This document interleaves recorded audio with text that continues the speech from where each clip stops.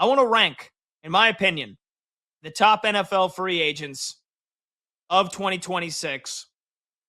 And for a couple of players, I'll even give you a prediction of where I think ends up happening with them. You know, for example, some players like George Pickens, does he get franchise tagged? What happens with him in the Cowboys? Other players like Kenneth Walker, does he end up making it to free agency, which he technically is, right? His contract's up. Seahawks are not going to tag him. Prediction with guys like Kenneth Walker and some things like that as well. So I'd like to hear from you. Any of your thoughts, any of your predictions, any of your takes on NFL free agency. If you're a fan of a team listening right now and you would like your team to maybe go out and make a splash for Trey Hendrickson, or you want your team to try to get Kenneth Walker if the Seahawks can't come to an agreement with him. If you need a big receiver, Mike Evans, report today that he is planning on playing again in 2026, and he is going to explore free agency. We got Anthony Richardson reportedly going to request a trade from the Indianapolis Colts. So there could be a lot of shaking and moving. And if you're a fan of a team and you want your team to go out and make a trade for a player or go sign one of these free agents, you let us know at 310-840-4910. Again, that's 310-840-4910. Okay, let's start with number 10. And I want to give as much love as I possibly can to offensive linemen, defensive linemen, guys that get forgotten about until you see a team that's 8-1 and it's a kind of a surprise and you're like, how the hell is this team 8-1? They don't have star power. Oh yeah, they have a dominant offensive line. They have a dominant pass rush that maybe doesn't have a ton of superstar names on it.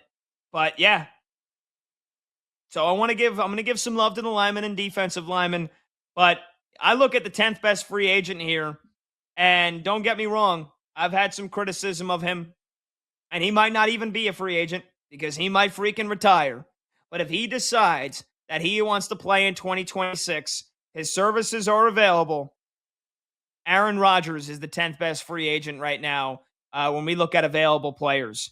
And again, is this somebody that is going to sign with the team and take him to a Super Bowl? No. But Aaron Rodgers, at 42 years old, first ballot Hall of Famer, if he comes back for a 22nd NFL season, he's going to have some offers.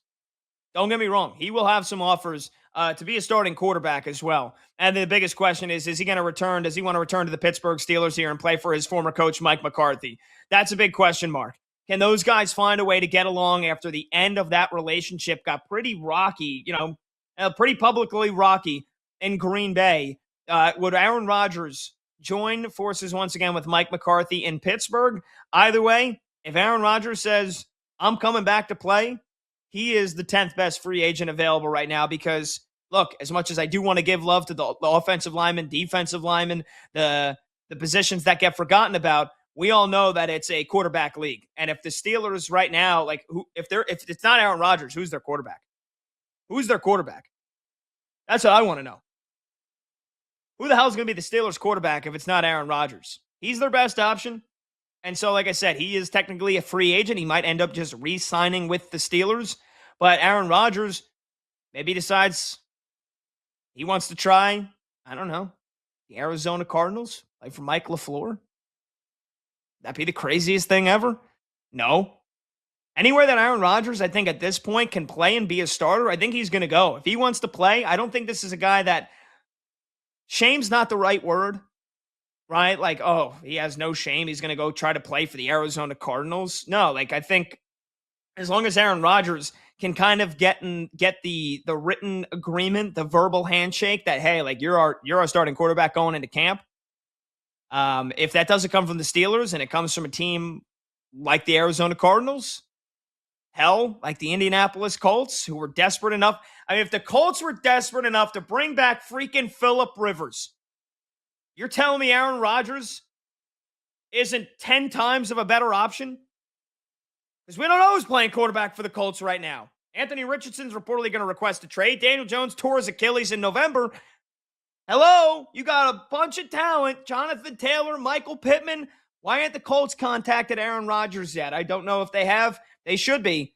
Rodgers, in my opinion, would have at least 3 teams that would be asking him to be their starting quarterback if he wants to play. He is the 10th best free agent. All right, number 9 for me is another future first ballot Hall of Famer, and that's Mike Evans. He's the 9th best free agent. You look at what he did this past year for Tampa Bay, and the numbers were still pretty damn good when you consider that he only played in 8 games this season. But this is a guy that was on his way to etching his name in the NFL history book up there with Jerry Rice for most consecutive 1,000-yard seasons. I mean, Mike Evans did that from 2014 to 2024, 11 straight years with 1,000-yard seasons. You know how incredibly difficult that is to do in the NFL at the wide receiver position with different quarterbacks that he played with over the last couple of years here. And yeah, Baker Mayfield and Tom Brady, a hell of a couple of names. Even before that, Mike Evans, I mean, this guy is the model of consistency. And this year, unfortunate that he had the hamstring injury, then the broken collarbone. But even in, basically 7 full games that he played in, he had almost 400 yards. So he was on his way, on average, to another 1,000-yard season if he played a full year. And I think that even at age 32, yes, he's slowed down a little bit. I still think Mike Evans is a hell of a receiver that can help out any team.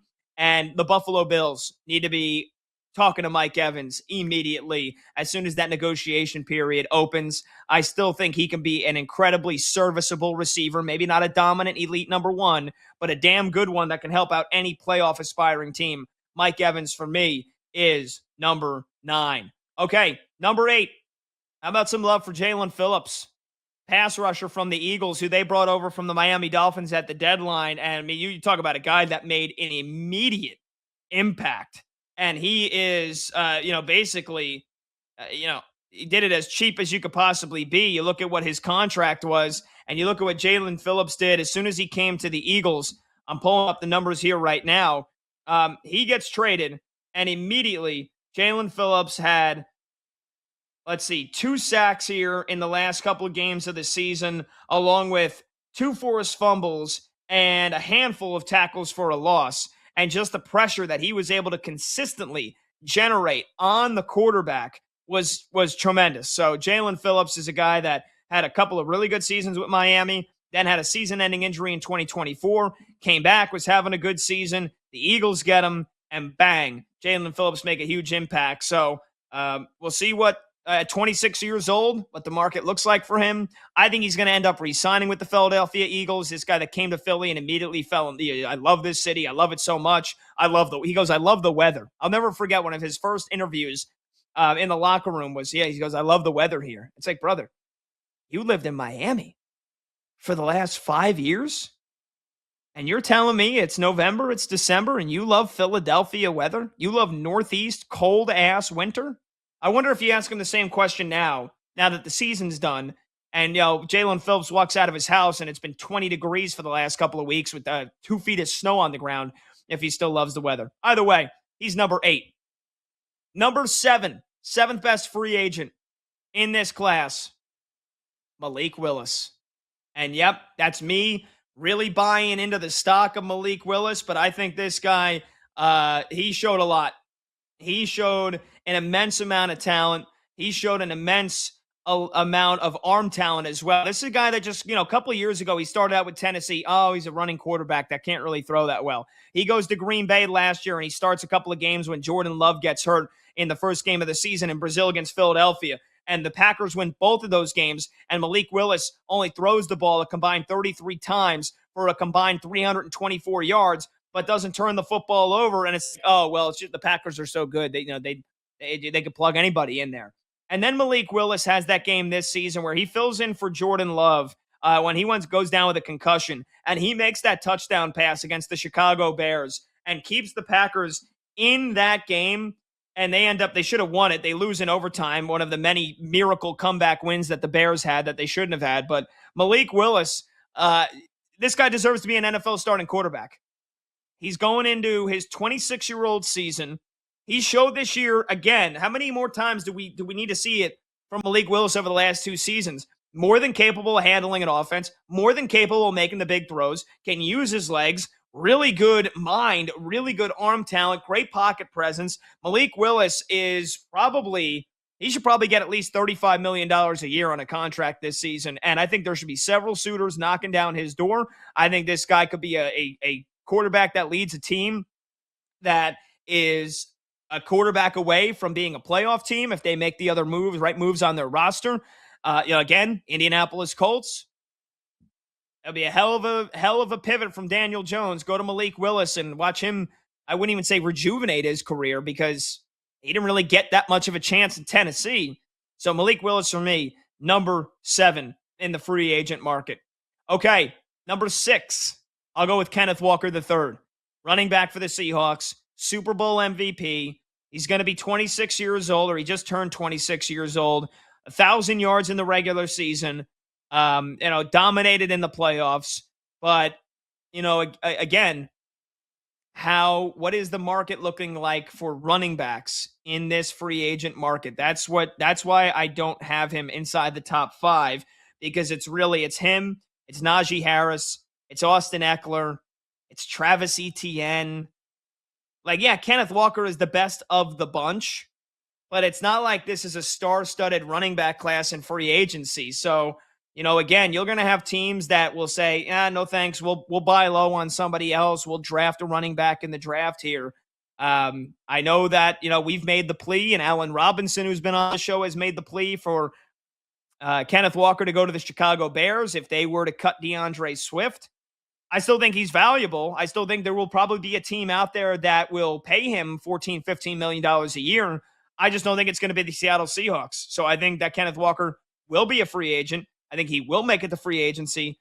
And I think he probably will get the bag that he's close to looking for. But overall, in terms of his talent and efficiency and effectiveness, again, I think that what he was able to do for the Seahawks in the Super Bowl in the postseason was a testament to how great the offensive line was and the offensive system of Clint Kubiak. Because, again, Zach Charbonnet had the same amount of success when he was on the field and doing everything that he does for the Seattle Seahawks. And I can honestly make the case that Zach Charbonnet was probably more valuable than Kenneth Walker was this season for the Seahawks. And if you don't believe me, look at the numbers here. Zach Charbonnet, 4 yards a carry. Kenneth Walker had 4.6 yards a carry. But Zach Charbonnet, so much more effective in the receiving game than Kenneth Walker. When you look at Kenneth Walker had 16.6 receiving yards per game, and Zach Charbonnet, in terms of yards per catch, had more than that. And so I think that that the Seahawks are not going to bring back Kenneth Walker, but I do think he's going to get a pretty decently sized bag from somebody. All right, number 5, I've got to give some love here to the offensive linemen, the big guys here, and I'll go with probably the best lineman, probably the best pure lineman on the market. And I know that tackles are obviously more valuable most of the times than interior guards. And Rasheed Walker, who is the left tackle for the Green Bay Packers, coming off his rookie deal, he's an unrestricted free agent, and his market value, according to Spot Track, is $20 million. But I think in terms of the best pure offensive lineman, that's Tyler Linderbaum from the Baltimore Ravens. As a guy whose market value as a center is close to $18 million. He's been to 3 straight Pro Bowls. The Ravens declined his 5th-year option, which was going to be $24 million or so. And so he's going to be probably the highest paid offensive lineman in free agency, and that's a center. So, yeah, got to give some love to the big guys here. Tyler Linderbaum, number 5 for me. All right, number 4, I'm going to go with Devin Lloyd from the Jacksonville Jaguars, who had just one hell of a season at 27 years old. Everybody remembers that 99-yard pick six off of Patrick Mahomes. I don't know if the Jaguars are going to be able to bring him back. I think they definitely would love to, because his numbers this season, he had 81 tackles in 15 games. That was after 3 straight seasons of 100 or more tackles in every season. 5 interceptions this year, 1 fumble recovery. Quarterbacks had a quarterback rating when they threw at him of just 36. So he stopped the run, he stopped the pass, he turned the ball over. This guy's getting set for a big payday here. I think Jacksonville would be foolish not to re-sign him, but we'll see. He's going to test the open market here, and we'll see what he can get. All right, number 3 for me is going to be Trey Hendrickson.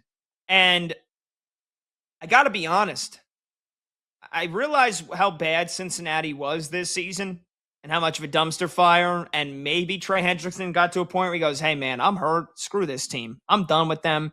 They hosed me in this past offseason with those contract negotiations. I got no reason to have loyalty for them. I'm not suiting up for them. I'm gone at the end of the year." But then again, when he was on the field, Trey Hendrickson was very good this year. And this is a guy, yes, the last couple of years before that led the NFL in sacks in the past 2 seasons before this one. But he's 31 years old, and he's never been a sheer athlete of prowess. So I just don't know what his market's going to look like. Like, he's not getting, we look at the pass rusher contract extensions here that we've seen in the last couple of years. Let me bring up contracts, top contracts for edge rushers. Micah Parsons, $46.5 million. Aiden Hutchinson, 45. TJ Watt, 41. Myles Garrett, 40. You even look at Danielle Hunter, Max Crosby, 35.5. Like, does Trey Hendrickson even get to $25 million a year with a contract this offseason here? I don't know. And you look at the edge rusher market, it's him, it's Khalil Mack, Tassan Reddick, Joey Bosa. We're talking about guys that are out of their prime. So, yeah, Trey Hendrickson is probably the best of the bunch. I just don't know if there's going to be a lot of teams willing to throw big money at him, even though it's like, we'll have the conversation, we'll have the debates like, hey, this team's got to go out and upgrade the pass rusher. This team's got to go get Trey Hendrickson. This team's got to go get Trey Hendrickson. Like, think about it realistically. He's 31, coming off an injury-riddled season where he wasn't very good. We saw what happened with Cincinnati. I don't know what that market's going to look like for Trey Hendrickson. But, again, he does play a premier position. It's the second highest paid position in the NFL. Pass rushers get paid more than receivers. Only quarterbacks get paid more. So, I'll be a good radio host here. I'll put him at number 3. All right, number 2. I wouldn't sign him. I wouldn't want him on my team, even though he's as talented as they come. But George Pickens at number 2, second best free agent. Again, he's 24 years old. He had 1,400 yards, 9 touchdowns, stepped in, did a massive job filling in for CeeDee Lamb. Big game after big game when CeeDee Lamb was hurt. But I saw everything I needed to see in that Thursday night game against the Lions. Uninterested, didn't want to play. Terrible, lethargic route running. Richard Sherman ripped him to shreds after the game. And I think, for everybody that's saying, well, who cares? The Cowboys know what they have in him. He's a stud. He's a game record. Look at what, he's able to do. He makes these unbelievable down the field catches in traffic. His route running got so much better this year. Okay, well, and look at what the Cowboys did. Yeah, their defense was so damn awful, it didn't matter. Their offense was tremendous. But, do you want a guy that is a championship caliber player? Or do you want a guy that fills up the box score? Because to me, that's what George Pickens is. And honestly, he's probably perfect for Dallas. Because Jerry Jones, he doesn't care if they win championships. He don't. Listen to him speak. He'll talk about it. He'll talk about wanting to win championships. He don't really care. As long as he sells tickets. As long as the Cowboys are making drama and making chaos, causing controversy, and Jerry Jones is having contract disputes every single year, and the Cowboys are popular, and the Cowboys are still America's team. The Cowboys are on Fox at 4 p.m. Eastern every Sunday. That's all that matters. And so George Pickens honestly perfect because he could put up an empty 1,400 yards again next season. He'll underperform in the biggest games of the year where the Cowboys need to win to get to the playoffs, and everything will be okay. And so, I'll tell you, I said it yesterday, I'll reaffirm it here. I'll tell you exactly how this is going to go, in my opinion, this offseason with George Pickens. The Dallas Cowboys will franchise tag him, which is going to cost them, what is it, $40 million if I'm not mistaken? Or no, way cheaper than that. My apologies. About $28 million, the franchise tag. George Pickens probably wants $40 million a year on average. And so the Cowboys are going to tag him for probably $28 million. And then they're going to try to, they're going to tag him so that they can try to work out a long-term deal this summer. That's going to drag into June. That's going to drag into July. That's going to drag into August. We'll have another ugly, tension filled, controversial contract dispute between Jerry Jones and another star player on the Cowboys. And then maybe they'll get it done.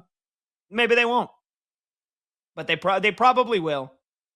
And George Pickens will probably get his contract extension a week before the season begins from the Cowboys.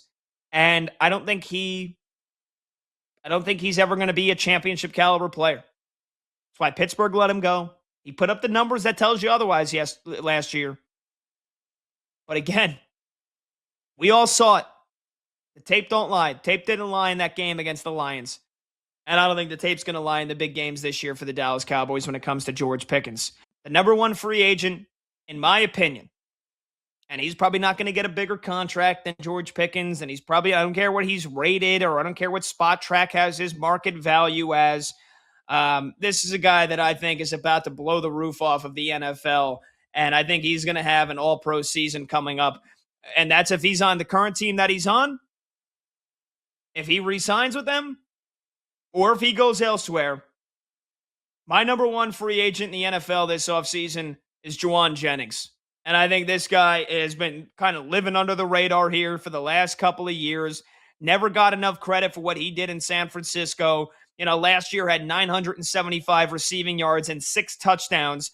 That was on a team, that again struggled, yes, and only got 4 games from Christian McCaffrey, but an offense that had George Kittle, an offense that had half the season with Brandon Ayuk, and excuse me, Jauan Jennings put up those kinds of numbers, and then this season plays basically most of the year with broken ribs, ankle sprains, in his words, a shoulder that was 20%, and yet the guy is probably the best run blocking receiver in the entire NFL. Not enough people talk about that. And despite the injuries that he had, and despite the couple of games that he missed this season, he had 643 yards, 9 touchdowns. What he does as a red zone threat is top 10 in the NFL, let alone just this free agent pool here. So, again, I will give you what Spot Track has his market value at. Jauan Jennings, $22.6 million. But I don't care what anybody else says. I'm expecting a massive, massive 2026 season from Jauan Jennings. And I think everybody, any team in the NFL should be dying to sign this guy, because I think we're going to be talking about Jauan Jennings in a year from now as a guy that's a top 10 receiver in football. So I think he's the number one free agent right now. I think the receiver position, we've seen what Jackson Smith and Jigba can do. We've seen what Puka Nacua can do. You got a guy in Jauan Jennings that plays injured. That's a great team player that has delivered in big games. He's an excellent run blocker. He is my number one free agent in this 2026 free agent class.